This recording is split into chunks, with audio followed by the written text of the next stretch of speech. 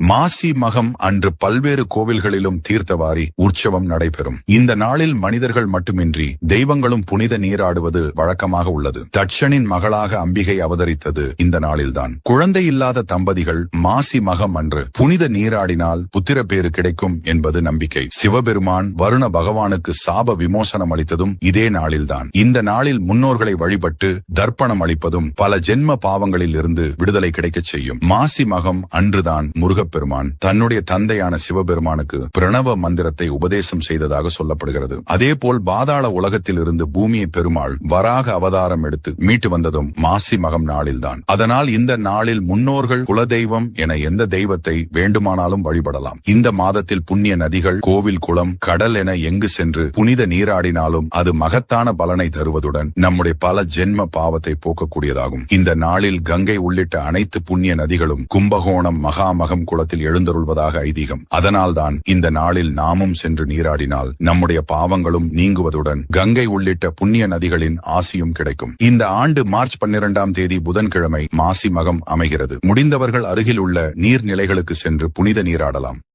மாசி மகம் அன்று பல்வேறு கோவில்களிலும் தீர்த்தவாரி